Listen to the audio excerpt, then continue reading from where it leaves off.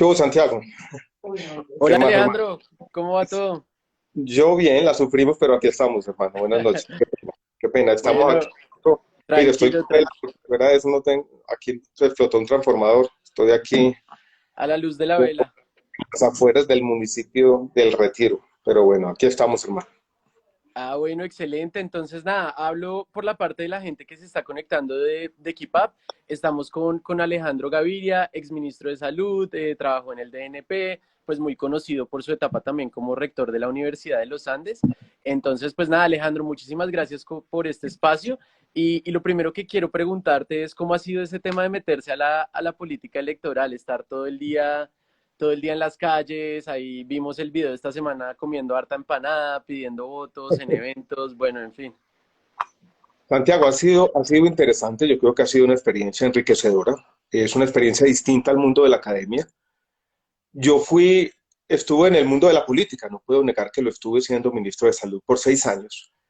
Pero he encontrado lo siguiente, haciendo ya una reflexión general, entre el mundo de la academia y el mundo, dijéramos, de ser un funcionario, de ser un ministro, que claramente tiene funciones políticas, que tiene que ir al Congreso, a escenarios de control político, no existía tanta brecha como entre el mundo de la academia y el mundo de la política electoral, que es complejo.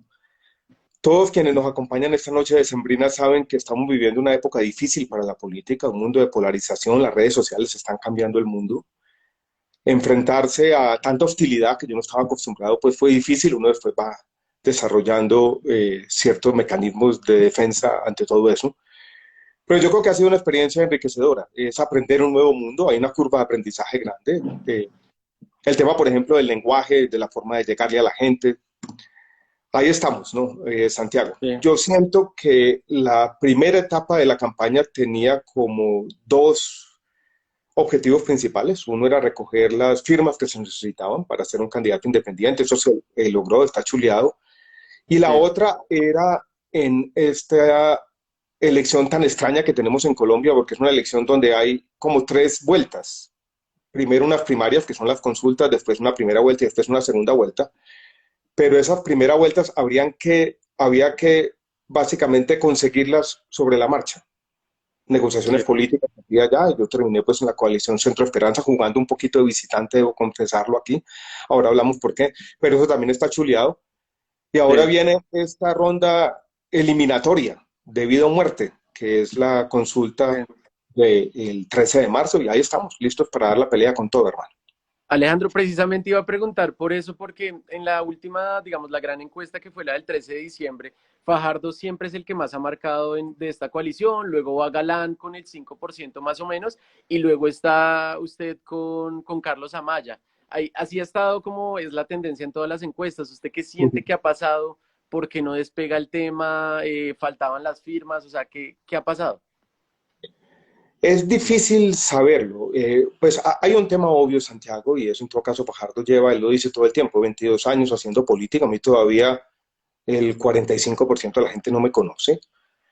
Nosotros empezamos la campaña tal vez sin una estructura y una organización fuerte.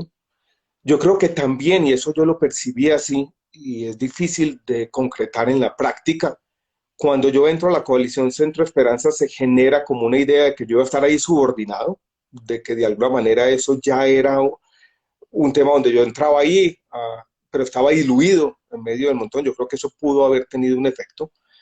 Ahora, eh, la última semana de diciembre que publicaron encuestas, hace exactamente 10 días se publicó una encuesta que hacía una compañía mexicana ya sobre los candidatos de la coalición Centro Esperanza. En esa yo salí de primero.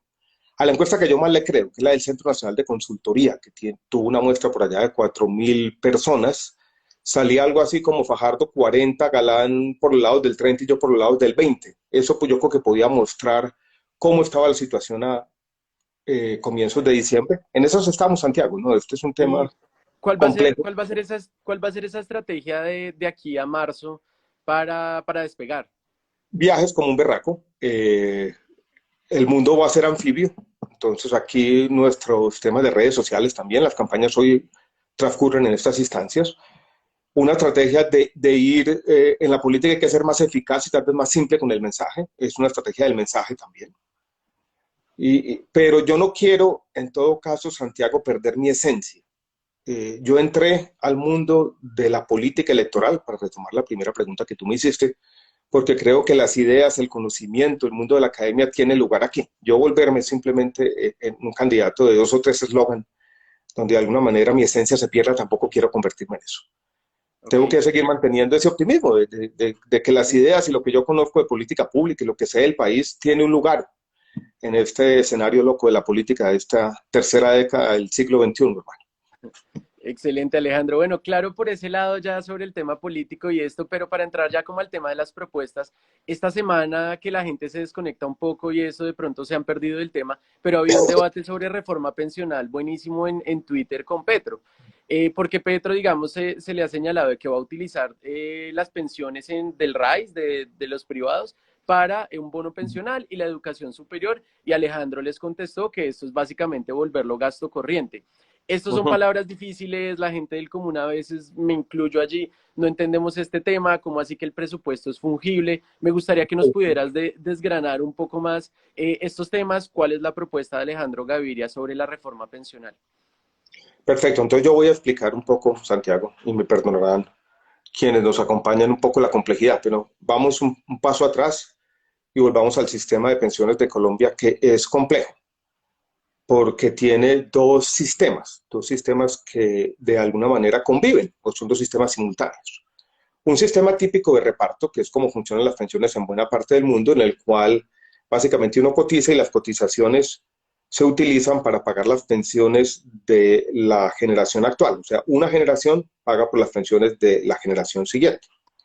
Y un régimen de ahorro individual donde pasa una cosa que es distinta y es uno básicamente ahorra en una cuenta que queda allí guardada por algunos años y hay unas inversiones que hacen unos fondos de pensiones y que cobran además unas tasas de administración para administrar, dijéramos, ese ahorro, que es el ahorro privado, y ese ahorro privado se quiere conectar con la inversión productiva de la sociedad. En Colombia conviven los dos sistemas. La propuesta que hizo Gustavo Petro, que hizo desde la elección pasada, no es una propuesta nueva, pero que reiteró hace aproximadamente 2 semanas en un debate que hizo la revista Semana, fue la siguiente, y es para quienes están afiliados en el régimen de ahorro individual solidario que se llama el RAIS, esas cotizaciones ya vayan al régimen de prima media. ¿De acuerdo? Y él dice, eso es muy bueno porque como llega toda esa plata, que antes iba a unas cuentas de ahorros y ahora llega toda esa plata, entra a Colpensiones, eso va a ser muy bueno porque usted va a coger esa plata que está entrando, toda esa plata que está entrando, paga las pensiones, le quita al Estado la responsabilidad de hacer esos giros a Colpensiones para pagar las pensiones y como el Estado ya no tiene que pagar las pensiones directamente, pues puede gastar en educación y puede gastar en un bono pensional para aquellas personas que tienen 65 años y más y no, nunca ahorraron, nunca tuvieron acceso o derecho o, no, o nunca ese derecho a la pensión se les fue garantizado. ¿Cuál es el problema de eso, Santiago? Que en el fondo lo que está pasando es que usted al decir yo me voy a gastar esa plata en pagar las pensiones y esa plata que antes se estaba ahorrando se gasta aquí para financiar pensiones y abre un espacio para financiar lo otro, yo no estoy de alguna manera haciendo ningún ahorro. Y los sistemas de reparto que no hacen ningún ahorro, dada la realidad demográfica de nuestro país, es que nosotros vamos a tener un envejecimiento muy rápido de la población, porque de alguna manera la transición demográfica que tuvimos en los años 60, cuando pasamos de 7 a 2 hijos por mujer, fue rapidísima, mucho más rápido que los países europeos. Entonces no ahorramos nada, se nos viene el envejecimiento de la población como un tsunami, y en el fondo eso significa que no vamos a tener con qué pagar las pensiones de nadie en 10 o 15 años. Genera una ilusión de que usted le llega un montón de plata al Estado, esa plata se la gasta las pensiones, le queda un montón de sobrante aquí, pero en el fondo es, hoy comemos muy bien, pero es hambre para todos mañana. ¿Y qué se debe hacer? Yo creo que, primero, yo creo que el tema pensional tiene tres partes, Santiago. La primera, ¿qué vamos a hacer con los adultos mayores que no tienen acceso a pensión? Esa es una primera pregunta. Y eso no es tanto un problema de pensiones, sino es un problema de generar una renta básica para estas personas. Y es un problema que tiene una naturaleza, voy a decirlo así, fiscal. Es conseguir los recursos para poder acabar con lo que yo he llamado la indignidad de la vejez. No sé si me estás oyendo, Santiago.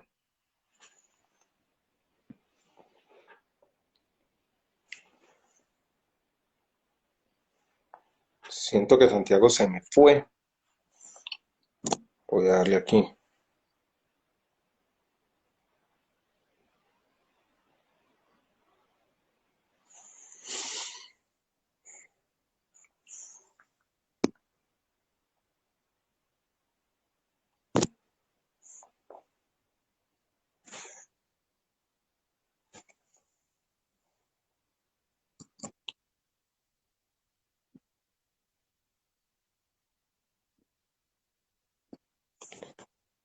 Perdí a Santiago un momentico. Qué pena que voy a ver.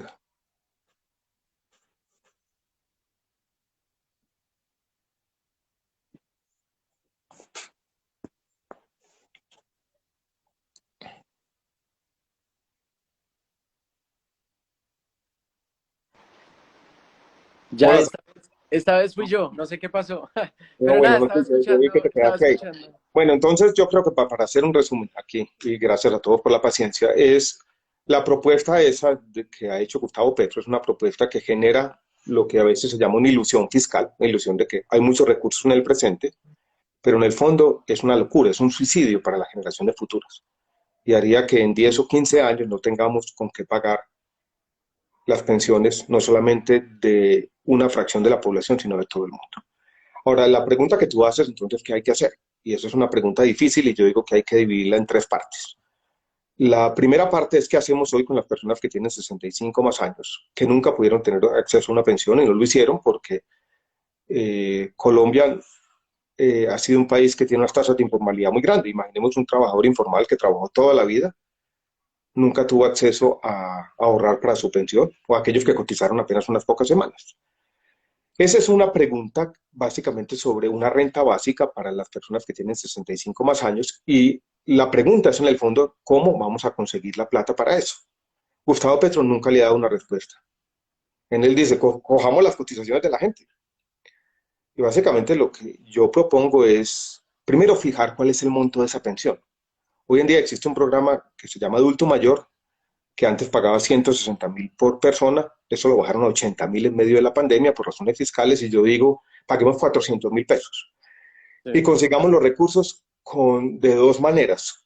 Eh, Básicamente aumentando para el 1% de la población o disminuyendo mejor las rentas exentas. Y Porque, a ver, de, sería menos del exenciones para el 1% más rico, ¿cierto? Eso Exacto. por un lado. Y las Y ganancias aumento de ocasionales, que es tasas. básicamente un impuesto a las herencias y demás, con eso aumentando el impuesto a las ganancias ocasionales, que además Sí. intergeneracionalmente es justo y lleva más movilidad social, con eso podríamos financiar esos 400.000 personas para aquellos que lo necesiten, o sea, para aquellos que no Sí. tienen pensión, no para todo el mundo. ¿Cuál es el cálculo de recaudo con esto? Con el 1% y con el aumento de tasas de Aproximadamente ganancias. entre 6 y 7 billones de pesos, que es lo que podría valer el programa si lo focalizamos en aquellos que verdaderamente lo necesiten, o sea, quienes no necesitan pensión.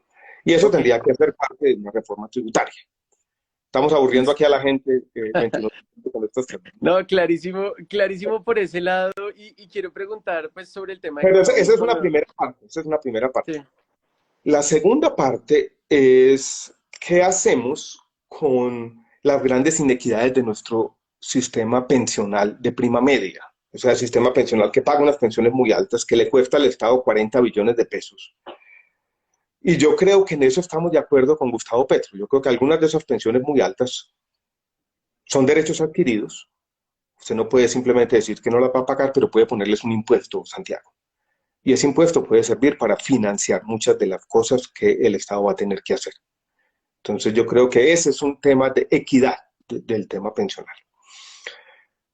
Viene el otro tema de cómo hacer una mejor coexistencia entre los dos regímenes. Nadie está en este momento proponiendo acabar completamente el sistema de ahorro individual.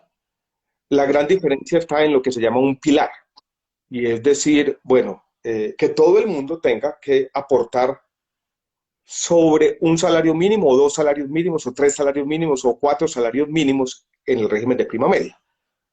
Yo creo que la propuesta más técnica es la que ha hecho Desarrollo por mucho tiempo y es que decir lo siguiente, entre uno y dos salarios mínimos, o sea, los que ganan un salario mínimo, incluso los trabajadores que ganamos más, aportan al régimen de prima media. Sobre lo otro, es un aporte individual, en el ahorro individual. Y eso de alguna manera logra los dos objetivos, sostener el régimen de prima media y acabar con los subsidios y que básicamente para las pensiones, el que quiera tener una pensión más alta, tiene que hacerlo con sus propios ahorros.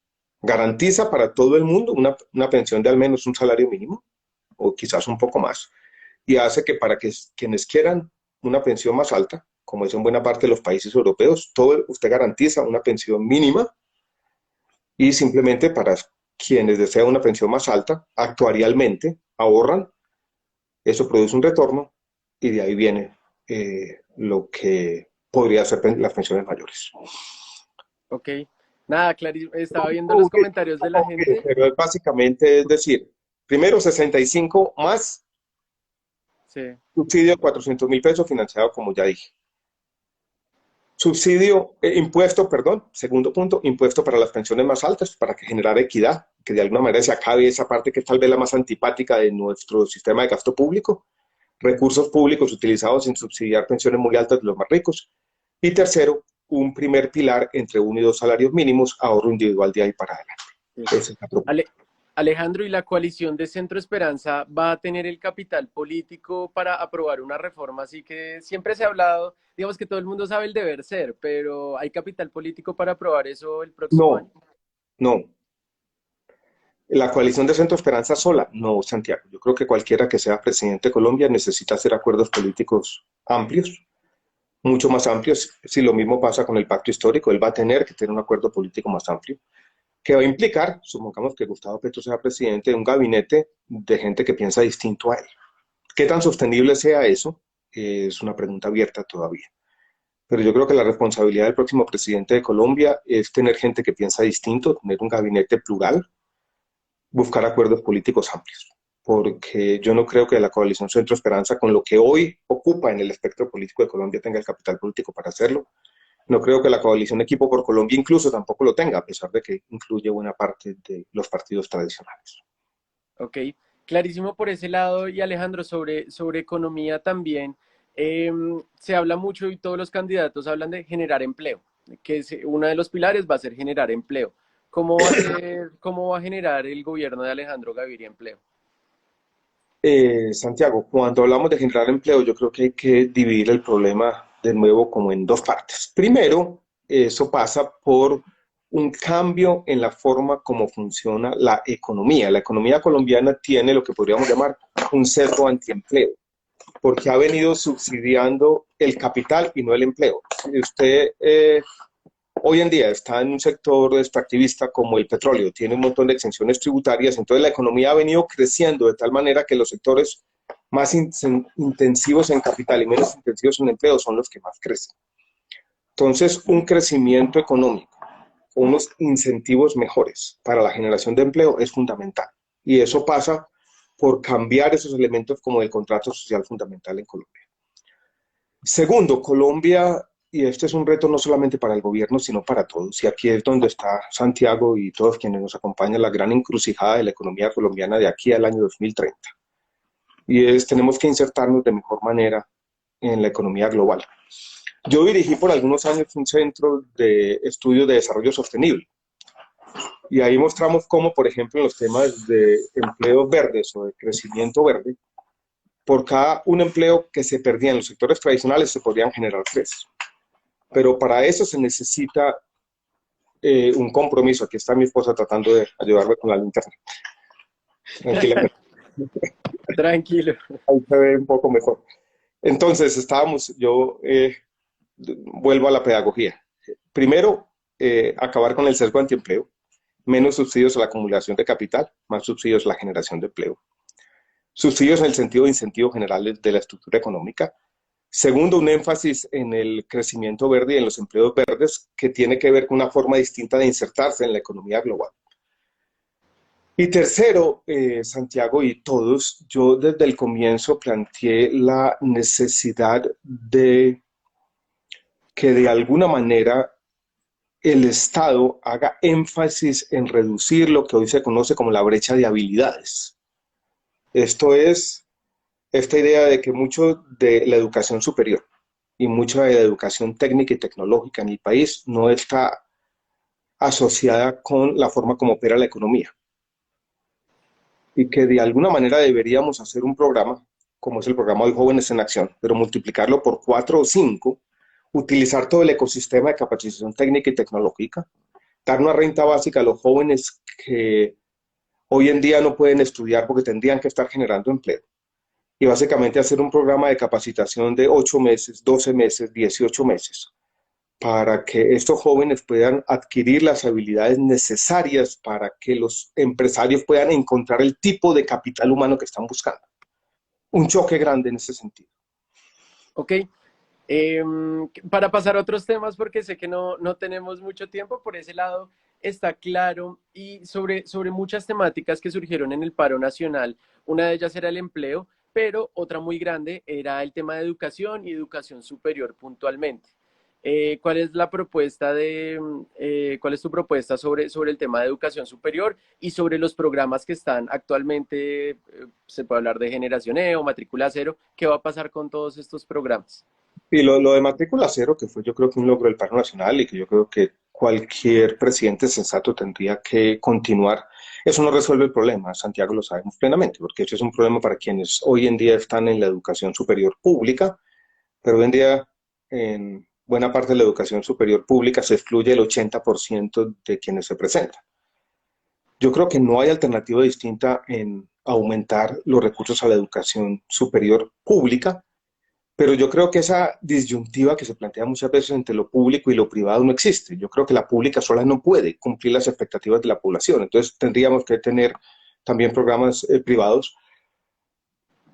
Eso implica, Santiago, algo que es muy difícil en nuestro país y es una discusión que se tendrá que dar en el próximo plan de desarrollo. Es una reforma de la Ley 30 de Educación para traer más recursos, pero de alguna manera asociar los mayores recursos también a aumentos en la cobertura, que tiene que darse en buena parte del país, cosa que no se ha dado. Ok, y bueno, sobre el tema de líderes sociales y bueno, espera, dos preguntas antes. El SMAT y la policía, que son temas asociados también al paro nacional, que tienen un tema más de fondo, pero ¿qué se va a hacer con el SMAT y pues con las reformas que se piden a la policía? Voy a volver un poco atrás, Santiago, con el tema de la policía, para hacer una reflexión general, incluso que tiene que ver con el momento que estamos viviendo y con la pandemia. Volvámonos casi un año y medio atrás, a los meses de mayo y junio, meses de mayo y junio del año 2020. Eh, la policía, desde entonces, eh, y un poco más atrás como resultado de un código nuevo de policía, empezó a utilizarse en unas formas de control social agresivo que fueron minando la confianza de los jóvenes sobre todo, y sobre todo de los jóvenes marginados en la policía.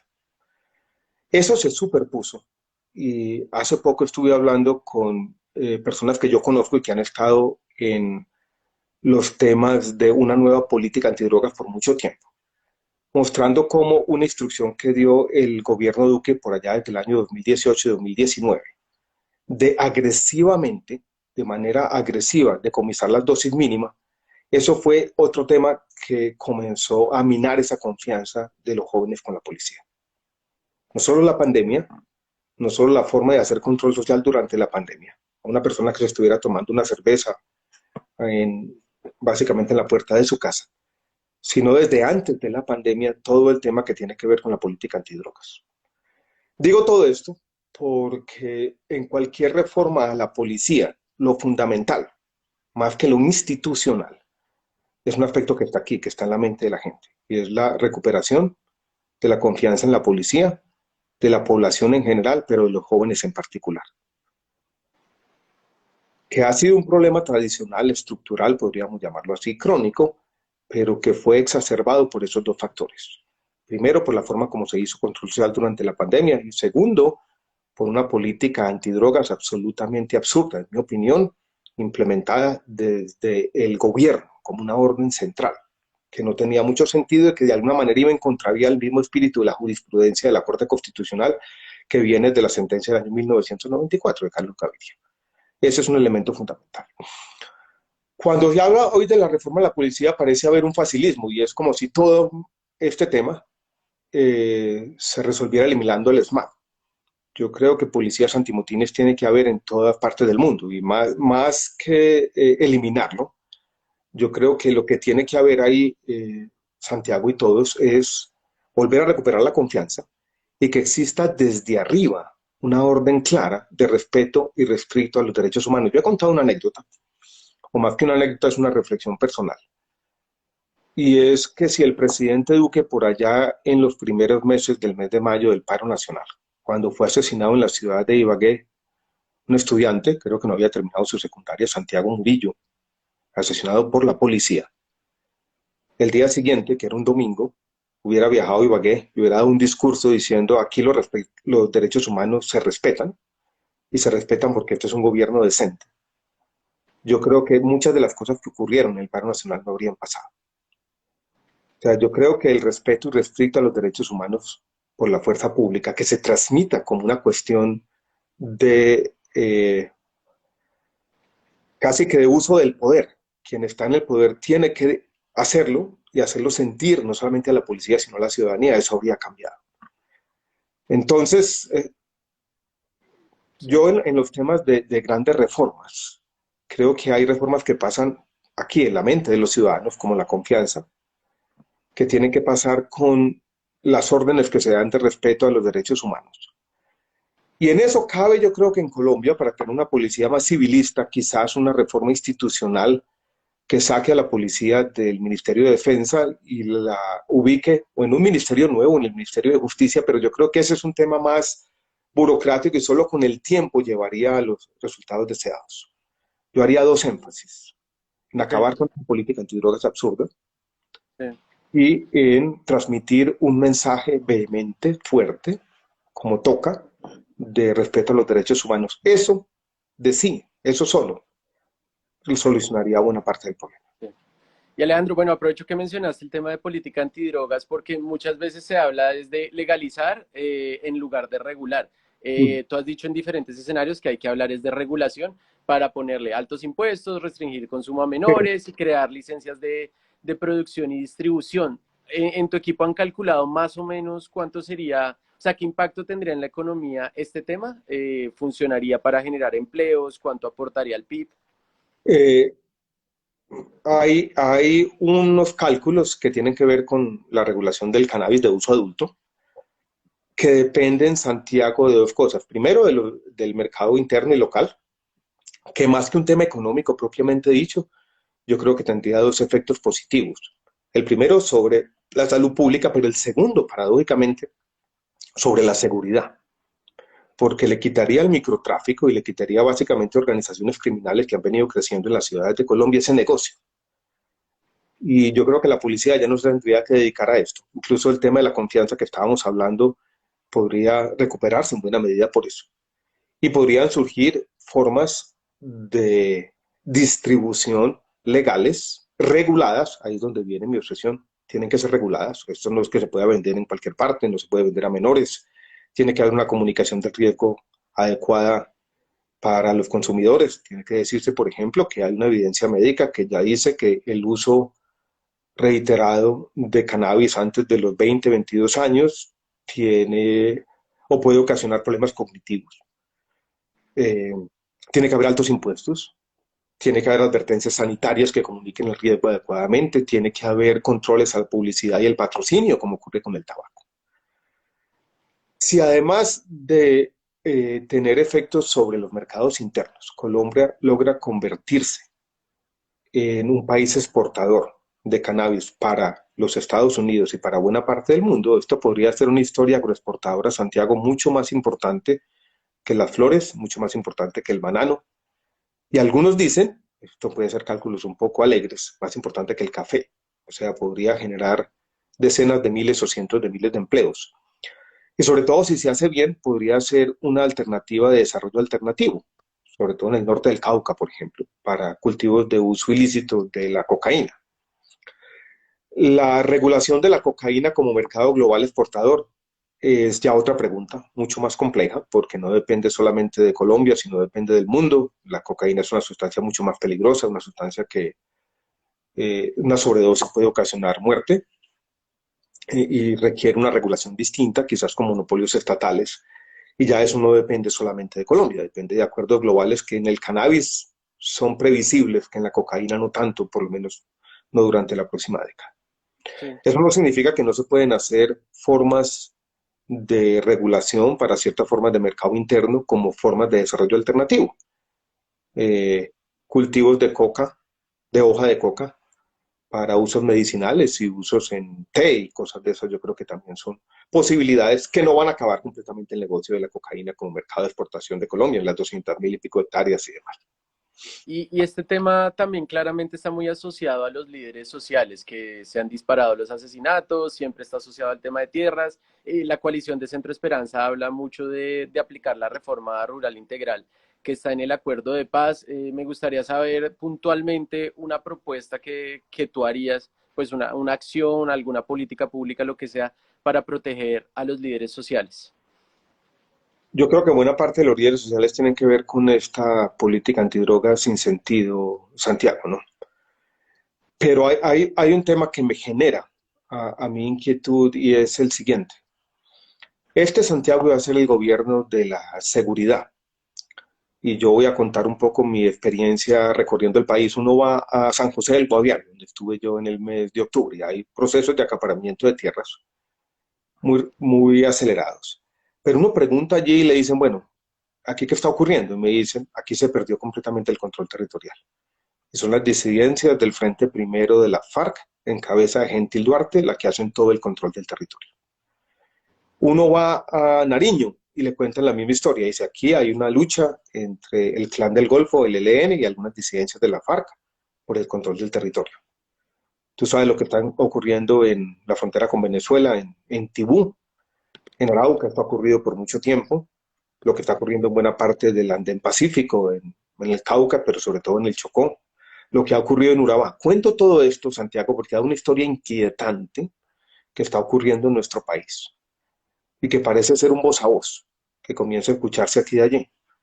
Y es que parece que la fuerza pública hubiera bajado la guardia.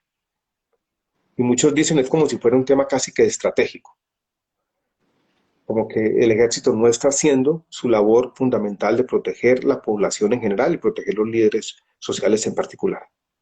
¿Qué está ocurriendo? No sabemos, pero pareciera, y dicen muchos, y yo no quiero entrar en teorías de conspiración, no tengo tampoco toda la evidencia, pero parece que esto tuviera un fin electoral. Y lo que definitivamente sí ha ocurrido en la fuerza pública colombiana, y es una de las cosas más complicadas y más adversas, es una ideologización que dejó el proceso de paz. Y es pareciera que algunos están interesados en que la situación de seguridad se deteriore, en que lo que está ocurriendo se exacerbe, que tenga una profundización, quizás buscando un resultado electoral en las elecciones del 2022. Ok, bueno, clarísimo por ese lado. Es que el ejército, Santiago, se ponga las pilas, ¿no? Y que proteja a la población. Sí. Y que de alguna manera se combatan estas organizaciones criminales como toca, con inteligencia, con investigación judicial, con control a los insumos, con lo que se llama interdicción para las organizaciones que se dedican a la exportación de cocaína. Clarísimo. Y no solamente tener en mente, y yo creo que esta es una de las grandes equivocaciones en nuestro país, como si las hectáreas fuera la forma de medir los resultados de la fuerza pública. Esa no es. Y un presidente no tiene que rendir cuentas por eso, tiene que rendir cuentas es qué está pasando con la población, qué está pasando con la percepción de seguridad, qué está pasando con el asesinato de líderes sociales, qué está pasando con las incautaciones de droga, qué está pasando con el control de los insumos, se están controlando o no, por qué en el sur del Cauca el consumo de gasolina es 30, 40 veces por habitante que en el resto del país, se está controlando eso, no se está controlando. Ahí es donde están las preguntas claves, en mi opinión, Santiago. Bueno, estupendo. Como ya se nos va acabando el tiempo, me quedan dos temas.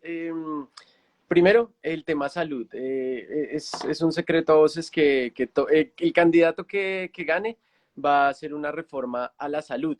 Y pues quizás uno de los lunares más grandes digamos, del historial de Alejandro Gaviria puede ser el tema del tema Salud Cop. se critica de que no se pagaron los pasivos. Entonces, dos preguntas allí. Primero, y segundo, ¿cómo va a ser la reforma a la salud de un hipotético gobierno? Santiago, te perdí un segundito en el primero. Es el tema de Salucó que me preguntabas. Sí, el primero, ¿qué habrías hecho diferente en todo el tema de salud? Y segundo, Sí. ¿cómo va a ser la reforma a la salud? Pues conociendo ya toda la experiencia que tienes en el sector. Bueno, para todos quienes nos acompañan, para responder la primera pregunta, los voy a aburrir un poquito recontando la historia, ¿no? La EPS Salucop era la EPS más grande del país, que creció muy rápido, sobre todo durante la primera década de este siglo, años 2005, 2006, 2010, creció tan rápido que se convirtió en muchas regiones del país en un monopolio. O sea, era la EPS que contrataba los servicios médicos con hospitales privados y públicos. O sea, tenía un gran poder dominante. En el año 2011, como consecuencia de una serie de escándalos de corrupción que tenían que ver con cuentas no pagadas, sobre todo a hospitales públicos y privados, la Superintendencia Nacional de Salud decidió intervenir a Saludcop. Eso se hizo antes de que yo fuera ministro de Salud. Cuando yo llego al ministerio, la EPS Saludcop estaba intervenida, Santiago. Y esas intervenciones que hace el Estado a empresas privadas son complejas. Y yo creo, y esto es una reflexión en retrospectiva, que deben hacerse de manera mucho más puntual con un objetivo específico. Es decir, bueno, yo voy a intervenir esto, voy a entender qué es lo que está pasando, voy a hacer una debida diligencia, esa debida diligencia me va a dar unos resultados, y si yo encuentro que la empresa es salvable, pues básicamente hago las 4 o 5 cosas que hay que hacer y la devuelvo a sus dueños, con una vigilancia especial, como Superintendencia de Salud, si no la liquido y pago las deudas que hay que pagar. Esto es, tengo algunos activos, vendo esos activos como a quien puedan venderse bien y con eso pago el porcentaje de las deudas que pueden pagarse. Digo todo esto porque yo creo que uno de los problemas que yo tuve, Santiago, fue que la encontré intervenida y nos demoramos mucho tiempo, 3 o 4 años, siguió intervenida para tomar las decisiones que había que tomar.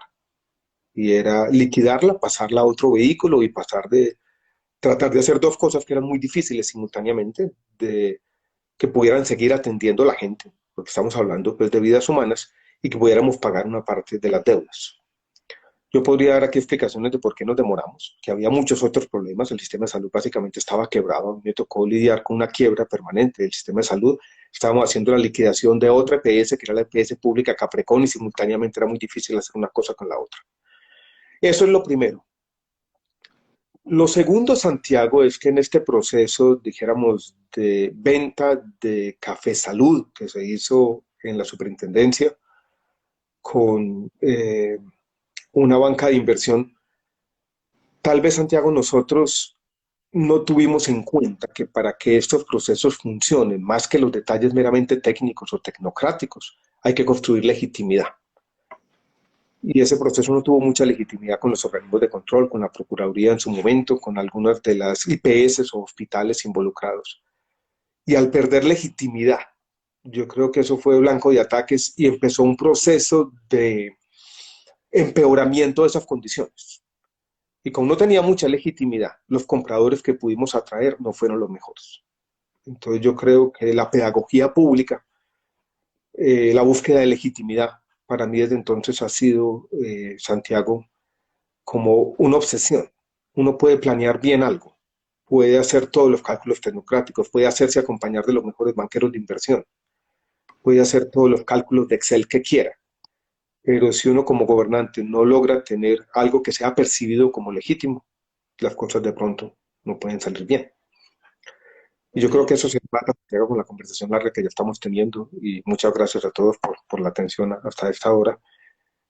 Para una reforma pensional, para una reforma tributaria, incluso para la pregunta que tú me acabas de hacer sobre una reforma a la salud, la clave va a estar aquí, en la mente de las personas, que las personas, primero, los consensos políticos amplios, no solamente los congresistas, sino el público en general, la sociedad civil, nosotros mismos, las percibamos como legítimas. Ahí está, dijéramos, el gran desafío de cualquier gobernante en esta época de impaciencia, en esta época de crisis de confianza que estamos viviendo. cómo hacer lo que toca, que muchas veces es impopular. ¿Cómo hacerlo? No solamente desde una perspectiva técnica, haciendo las cosas con responsabilidad intergeneracional, no poniendo en riesgo nuestro futuro, pero cómo hacerlo de una manera legítima, que sea percibido como legítimo, sobre todo por los colombianos más vulnerables y quienes con razón desconfían de lo que hace el Estado. Sí, Voy a hacer aquí un pequeño paréntesis, es una reflexión del momento. Hay un dato, Santiago, que me ha llamado la atención durante esta semana de vacaciones y que yo creo que vale la pena traer a cuento y tiene que ver que nuestro continente, América del Sur, es el continente más exitoso en la vacunación de todo el mundo. La Suramérica es el que tiene las coberturas de vacunación contra el COVID más altas de todo el mundo. Y la pregunta de por qué es una pregunta interesante. No tiene que ver con los sistemas de salud, no tiene que ver con los recursos públicos, no tiene que ver con el Estado, tiene que ver con una realidad sociológica. Y es que aquí no hay movimientos antivacunas. Y no hay movimientos antivacunas porque yo creo que desde los años 70 al menos, la Organización Panamericana de la Salud ha trabajado de la mano de los ministerios de salud en la región, generando confianza.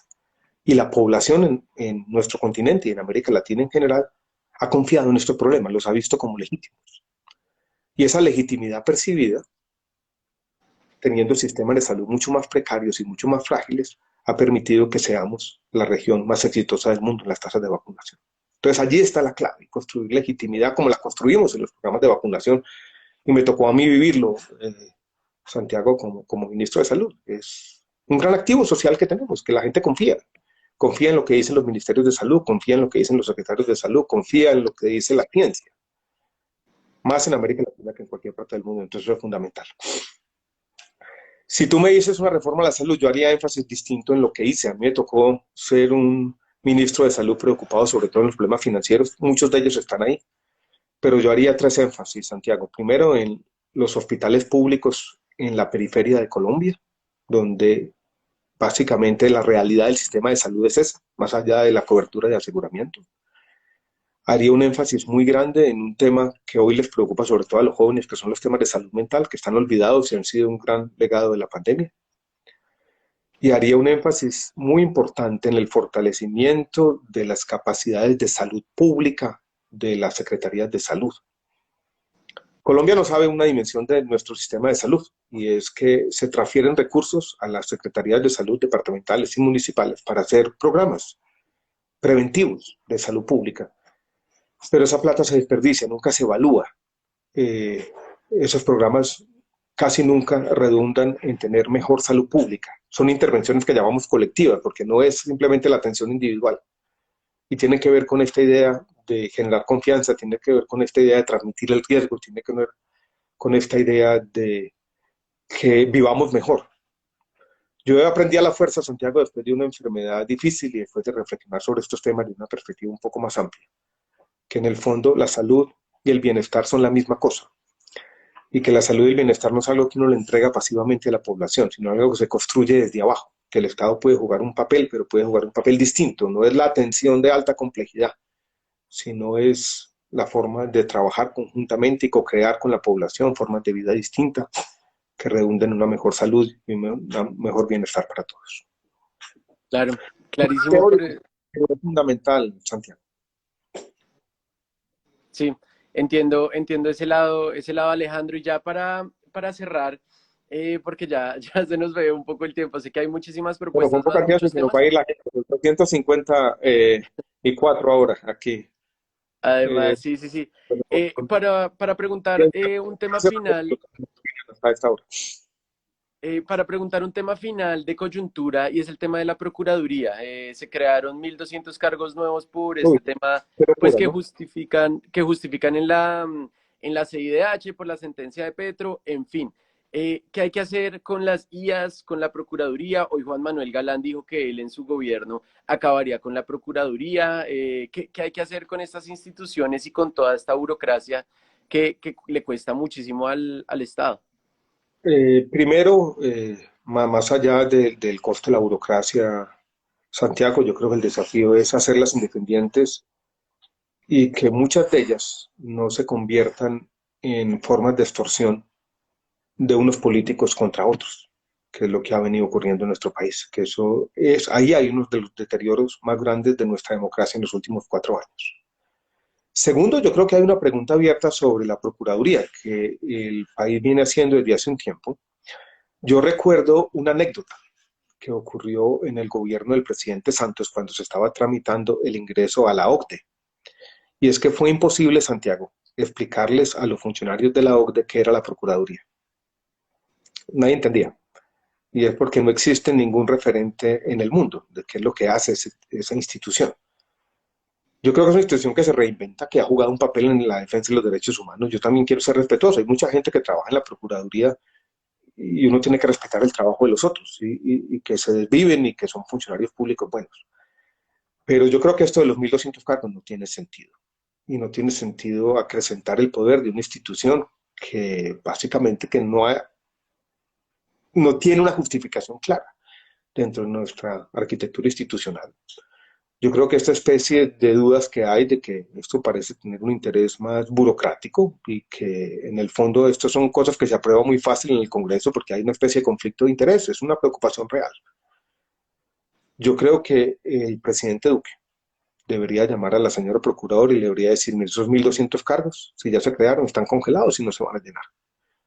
Y no se van a llenar porque por ahora viene un proceso electoral y tenemos que, de nuevo, generar confianza y construir legitimidad. Y esto no parece legítimo en los ojos de los colombianos. Yo estoy esperando ese anuncio. Ojalá se dé. Ok. Bueno, nada, Alejandro, excelente. La última pregunta que la transmito acá, que la puso Oscar hace un rato y yo también la tenía acá anotada y es, Hágale, ¿han hágale, pensado hágale. ya en han pensado ya en un gabinete de la coalición de Centro Esperanza, independientemente de quién gane? Se ha hablado de cómo se van a repartir los roles y particularmente, Alejandro, ¿tú has pensado en cómo van a ser esos ministros y ministras? No hemos pensado. No hemos pensado. Lo que hay es una voluntad de, primero, que es algo obvio dentro de una coalición, y es que aquel que gane va a ser apoyado por todos los otros miembros de la coalición en el tema electoral. Y segundo, de alguna manera, que la coalición sea la base, pero no todo, vuelvo al tema, sea la base del gobierno. Eh, yo creo que ahí está la clave. Yo creo, Santiago, para terminar, yo creo que el próximo presidente de Colombia va a tener que hacer un énfasis muy grande en lo que uno podría llamar de manera un poco grandilocuente, me perdonan la grandilocuencia, decembrina también, paz política, ¿no? De la unión. Sin esa unión, sin la generación de consensos amplios sobre lo que necesita nuestro país, no vamos a poder gobernar a Colombia. Y ustedes, su generación, Santiago, son los que van a sufrir las consecuencias, ¿no? De un país donde no se generan oportunidades para todos, donde se sigue acabando con la confianza en la democracia, donde la política es muchas cosas al mismo tiempo, ¿no? Y juega muchos papeles en la sociedad. Uno, yo creo que la política tiene que tener un elemento de conflicto también, porque hay visiones no compatibles del cambio social y de la forma como organizamos la sociedad, y que tienen que coexistir, y yo creo en el pluralismo, que nunca se van a fundir todas en una. Pero la política, y yo tengo una idea que en el fondo es romántica, pero me parece fundamental, tiene que ser un factor de unión de Colombia en este momento. Ahí dice alguien que el desafío grande es ganar la consulta. Sí lo creo, Santiago, ya hablando de política, volviendo al tema inicial. Lo más berraco para mí es ganar la consulta. Yo creo que si logro superar esas brechas que hay hoy en día, que yo creo que se han venido cerrando, y logro ganar esta consulta, el camino hacia la presidencia está no despejado plenamente, pero yo creo que se facilita. Ok. Bueno, Alejandro, eso era Santiago, esta entrevista. Señor. gracias, ahí quedamos en contacto. Muchas Sí, sí, gracias sí. por sacar el No, tiempo. muchas gracias a ¿De todas dónde las estás? personas que se ¿En qué conectaron. lugar estás? Estoy en Armenia.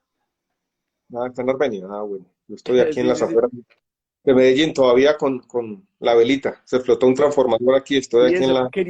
Quería darte gracias a ti, pero también a Carolina Soto, que la vimos por ahí en la producción atrás intentando poner todas las Por aquí luces está, para... por aquí está, por aquí. Venga, yo aquí la... Aprovecho y los saludo. Hola, Muchísimas aquí. gracias por la ayuda con la producción. No, Aquí eso es lo estuvo que se cuadrando puede. las velas y cuadrando todo. Aquí estuvo muy pendiente, Santiago. Bueno, Un excelente. Nada, abrazo para ti. quería hacer una invitación final. Nosotros en Keepup hacemos un boletín de noticias que enviamos todas las mañanas vía WhatsApp. Se pueden suscribir en nuestro perfil. Entonces, para todas las personas que se conectaron, leen las 5 noticias del día en solo 5 minutos. Es para iniciar el día con nuestra información. Entonces, invitadísimos a hacerlo. Estamos hablando mucho por estos días de política electoral, de los candidatos, de sus propuestas. Entonces, invitadísimos a hacerlos. Y pues, Alejandro, muchísimas gracias No, por el gracias a ti, espacio. y gracias por este espacio que yo lo veo como una forma no distinta de fortalecer nuestra democracia.